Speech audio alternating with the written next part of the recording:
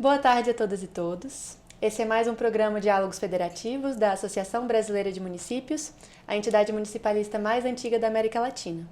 No programa de hoje, que tem como marco temporal o momento pré-eleições de 2024, nós vamos convidar o Igor Pantoja, que é coordenador de Relações Institucionais do Instituto Cidades Sustentáveis, para apresentar para a nossa audiência um pouco sobre o Índice de Desenvolvimento Sustentável das Cidades, a iniciativa da plataforma do Instituto Cidades Sustentáveis, que reúne esses indicadores e permite às cidades acessarem dados e informações sobre a sustentabilidade do seu território, o que pode favorecer a construção de políticas públicas, o conhecimento sobre o território e os sentidos de sustentabilidade que se encaixam para cada região e para cada território de maneira localizada e focada na implementação do desenvolvimento sustentável a partir da escuta das vozes locais e da integração dos princípios de desenvolvimento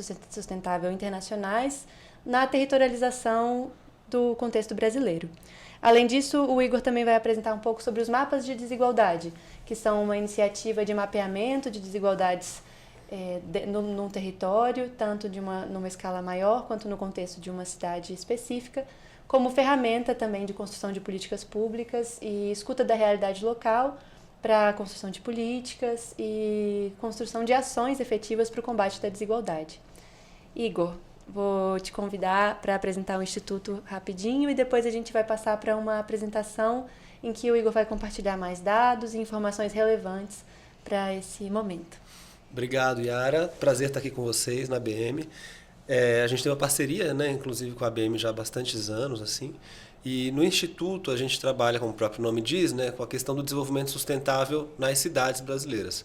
Então a gente tem atualmente 304 cidades signatárias do Programa Cidades Sustentáveis e a gente desenvolveu, né, há 2 anos o Índice de Desenvolvimento Sustentável das Cidades, que é um conjunto de 100 indicadores em vários temas de política pública, compreendendo os 17 Objetivos do Desenvolvimento Sustentável. Vou explicar um pouco mais adiante, com mais calma, mas esses talvez sejam as 2 principais frentes do Instituto, né? O programa, que está muito próximo dos municípios, e o índice, que traz essa visão mais ampla, né, dos avanços, dos desafios das cidades em relação à agenda do desenvolvimento sustentável. Legal, Igor, muito obrigada. Vamos passar então para uma apresentação que o Igor preparou e a partir desse momento os slides vão começar a rodar na nossa tela. Bem, obrigado. Então, vou aqui passar por uma pequena apresentação que a gente tem, que envolve tanto o Instituto quanto a questão do Índice de Desenvolvimento Sustentável das Cidades e outras ferramentas que a gente tem também em relação a dados e indicadores de cidades. Aqui a gente tem um slide que chama atenção para essa importância de você lidar com as cidades, né, em relação à desigualdade, a questão do clima, né, a questão da produção, da geração de riqueza. Então tem um certo panorama aqui, um contexto, né, das cidades no Brasil e dos seus desafios, e principalmente para a relevância das cidades na Agenda 2030, né, como está aqui embaixo nessa frase, que será nas cidades que vamos perder ou ganhar a batalha do desenvolvimento sustentável. E isso foi falado, né, pelo próprio secretário-geral da ONU, Ban Ki-moon, lá no início da Agenda 2030. No Instituto, a gente trabalha com esses 3 eixos, vamos dizer assim, né? Entender a cidade, transformar a cidade e avaliar e reconhecer o progresso das cidades. Para isso, a gente tem ferramentas como o Índice de Desenvolvimento Sustentável das Cidades, a gente faz mapas de desigualdade, a gente faz pesquisas de percepção com a população. Depois a gente tem o Programa Cidades Sustentáveis, que atua nessa interlocução direto com a gestão pública para apoiar o desenvolvimento de políticas, né, que contribuam para o desenvolvimento sustentável local. Temos guias, né, boas práticas, capacitações, e na avaliação desse progresso das cidades, a gente tem tanto o Prêmio Cidades Sustentáveis quanto a conferência que a gente realiza, né, Cidades Sustentáveis, tanto nacional quanto internacionalmente. Bem, em relação às pesquisas nacionais, a gente tem 3 pesquisas anuais que a gente faz de opinião pública com a população, sobre meio ambiente, sobre desigualdades e democracia. A gente acabou de lançar uma pesquisa sobre desigualdades em Brasília. Pode passar. Como mapas de desigualdade, a gente tem o principal exemplo, é a cidade de São Paulo, na qual a gente faz o mapa da desigualdade desde 2012, né? A gente teve um papel importante no estímulo à própria prefeitura para desagregar os seus indicadores em nível territorial. Então a gente tem dados sobre os 96 distritos da cidade e a gente consegue entender as desigualdades, né? Atualmente a gente tem mais de 50 indicadores no mapa da desigualdade que apresentam qual é os grandes desafios que a gente ainda tem em relação às desigualdades na cidade de São Paulo. Aqui é um exemplo do indicador de idade média ao morrer, né? A gente sabe que existe uma diferença de 23 anos na média de idade com a qual as pessoas morrem na cidade de São Paulo, né? Sendo que o pior dado é de 59 anos em Anhanguera e 2 distritos que têm uma idade muito mais alta, de 82 anos. Então a gente acredita que tem um desafio importante da gente aumentar, claro, né, essa idade média também lá na região de Anhanguera e em outros distritos que tem um número mais baixo. Aqui a gente fez esse ano o mapa da desigualdade entre as capitais, então a gente também pegou um conjunto de indicadores disponíveis para todas as capitais brasileiras e colocou ali, né, mostrando quais são as melhores e os piores indicadores em cada uma dessas cidades. Então a gente tem aqui do lado direito os 17 ODS, né? E a gente tentou contemplar esses 17 ODS a partir dos indicadores disponíveis nas bases públicas nacionais. O Índice de Desenvolvimento Sustentável das Cidades, que eu falei que é talvez uma das principais ferramentas que a gente tem trabalhado, ele foi desenvolvido a partir da experiência que a gente tinha de participação no High Level Political Forum da ONU, vendo as apresentações que os países faziam sobre o seu desempenho, né, nos Objetivos do Desenvolvimento Sustentável, na Agenda 2030. Então a gente fez uma parceria com a SDSN, que é o órgão da ONU que faz esse monitoramento dos países, com o SEBRAP, que é uma instituição reconhecida de pesquisa em São Paulo, e esse projeto naquele momento, em 2017, ele foi financiado pelo projeto City Nova, né, do GEF, que é um fundo global. E aí depois a gente fez um levantamento de quais indicadores existiriam para a gente falar de cidades sustentáveis no Brasil. Então a gente definiu um conjunto de 100 indicadores, contemplando os 17 Objetivos do Desenvolvimento Sustentável e elaborou o índice, né? O índice gera um ranking das cidades, mostrando ali quais cidades têm o melhor e o pior desempenho entre todas as cidades brasileiras e também o nível de desenvolvimento de cada uma delas, né? Essa é uma primeira visualização do índice, a gente consegue ter uma noção dos desafios da cidade, né, já a partir desse painel, vendo quais são os temas que a gente tem mais dificuldades, quais os temas que a gente está mais avançado. Então, nesse caso, a cidade de Belém, né, capital do Pará, tem aqui vários ODS que ainda estão na cor vermelha, alguns que já estão na cor amarela, que é um pouco melhor, e só um dos ODS já foi de alguma maneira atingido, né, em relação à ação climática. Cada um desses ODS tem um conjunto de indicadores. Ali a gente vê a pontuação da cidade, a classificação da cidade em relação aos 5.570 municípios brasileiros e o nível de desenvolvimento sustentável médio da cidade. Se a gente simular um clique no ODS 3, por exemplo, né, na saúde, vai abrir essa próxima tela que eu vou mostrar aqui agora, onde aparece todos os indicadores da área de saúde, né, nessa cidade. Então, se a gente clicar, por exemplo, em cobertura vacinal, estou simulando aqui como se a gente estivesse navegando no site, mas se você clicar em cobertura vacinal ali na lista de indicadores, vai gerar esse gráfico do lado direito, mostrando o desempenho da cidade nos últimos anos nesse indicador especificamente. E isso pode ser feito para todos os 100 indicadores do índice, né? Basta você clicar no ODS de cada um deles. Pode passar. Esse ranking das cidades mostra as 10 cidades que estão nos primeiros lugares do ranking e aqui do lado direito as 10 cidades que estão mais no final da fila, mostrando que as cidades da Amazônia, né, principalmente aqui cidades do estado do Pará, cidades do Maranhão, são cidades que estão com os piores indicadores. Então a gente tem um desafio urbano muito grande também na Amazônia, né? Importante para a gente pensar que, né, o desmatamento, os fenômenos que a gente vê aí na Amazônia, né, também tem uma relação importante da gente pensar com os desafios urbanos dessas cidades. Pode passar. Esse é o painel, né, o nosso quadro geral do Brasil em relação ao desenvolvimento sustentável nas cidades. Então a gente vê que tem, né, norte, nordeste, tem os piores indicadores em relação ao desenvolvimento sustentável das cidades, mostrando aí o tamanho do nosso desafio. O centro-sul do país acaba concentrando os poucos municípios com indicadores melhores, né, no nível alto de desenvolvimento sustentável. A gente vê aqui do lado direito que só 89 cidades brasileiras, dá 1,6% das cidades, tem um desempenho alto, enquanto a grande maioria está no nível baixo e muito baixo, totalizando 67% das cidades brasileiras. Ainda assim, que seja, né, o índice, de alguma maneira, mesmo com esse desafio todo, a gente sabe que ele é o único, ele tornou, né, o Brasil o único país do mundo a conseguir acompanhar a evolução de todas as suas cidades nos 17 ODS. Né? Então, é um esforço importante que a gente quer que a gente faz esse monitoramento anualmente, e a gente quer seguir isso até 2030 para efetivamente ver como foi o avanço das cidades em relação aos ODS. O índice permite diferentes visualizações, vou passar por algumas aqui, não vou explicar tanto, né, mas tudo isso está disponível no site idsc.cidadessustentáveis.org.br. E aí a gente vê que por bioma, por exemplo, né, a gente consegue ver como é que estão as cidades em cada um dos biomas. E ali aparece, né, na Amazônia, o quanto esse é um problema ainda muito grave, enquanto na Mata Atlântica, né, aqui em São Paulo, no estado de São Paulo, a gente vê que tem um desempenho melhor, né, das cidades. Por outro lado, a gente consegue a visualização de cada estado, né? Então a gente tem aqui nesse mapa do centro mostrando como está o desempenho de cada um dos estados.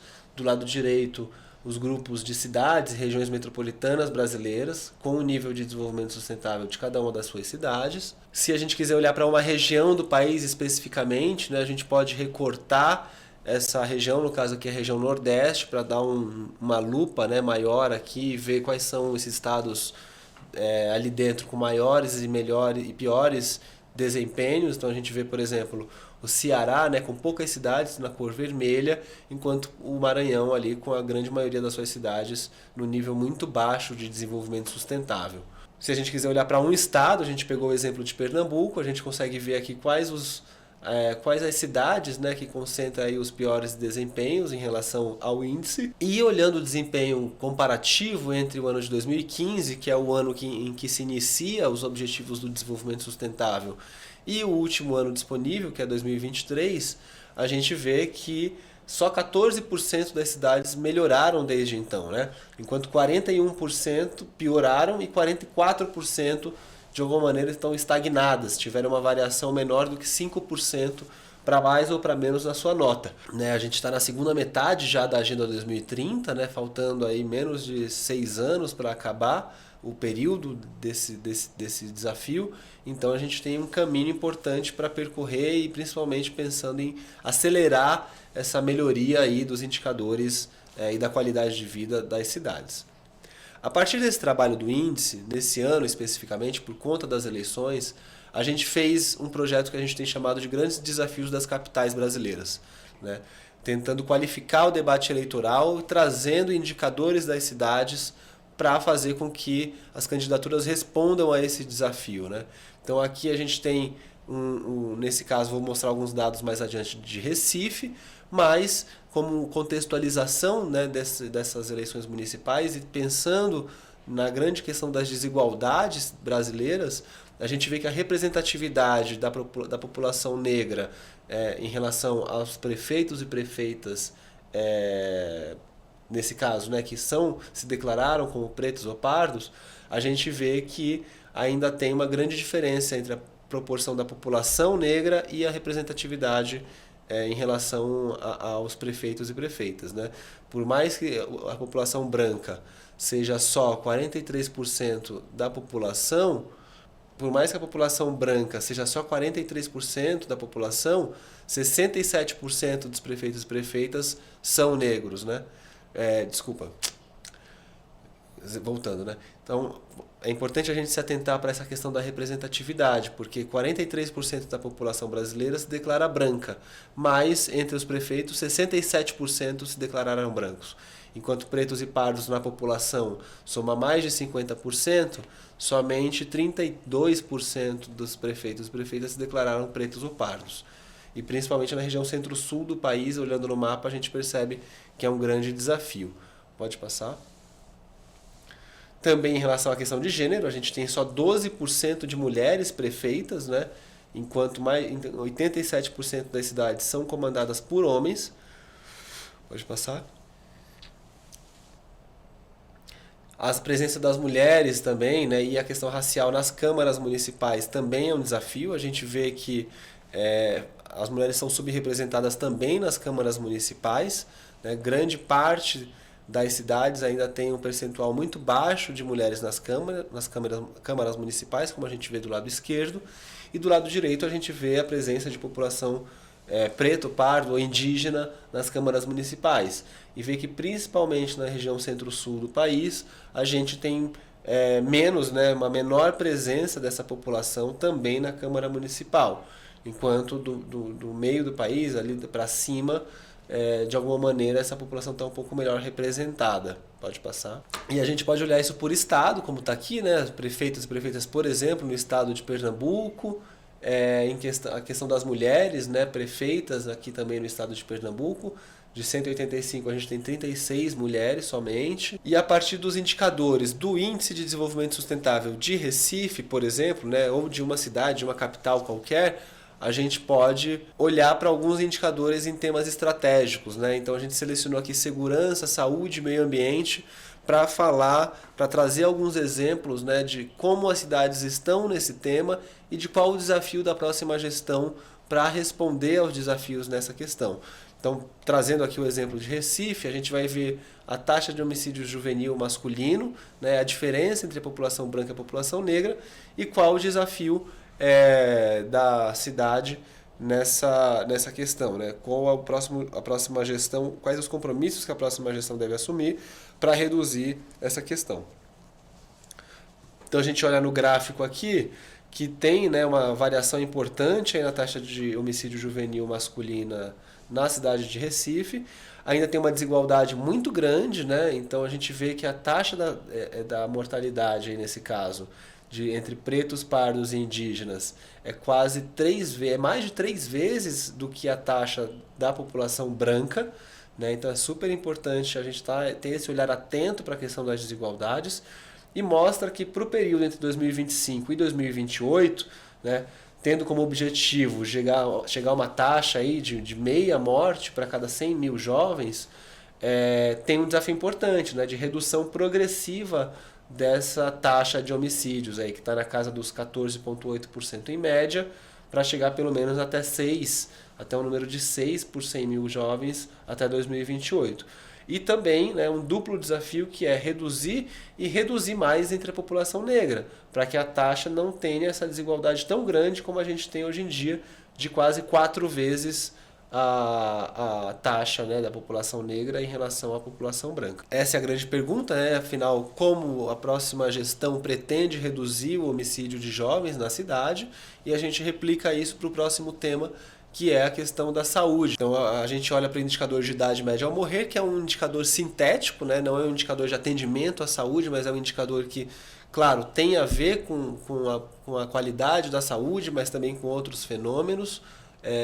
Pode passar. E aí a gente tem, por exemplo, né, o desafio de aumentar essa longevidade da população, né, diminuindo a mortalidade infantil, e aí a gente vê que tem aí um desafio para a próxima gestão de também reduzir as desigualdades, no sentido de que a população preta e parda em Recife vive quase 6 anos a menos do que a população branca, em média.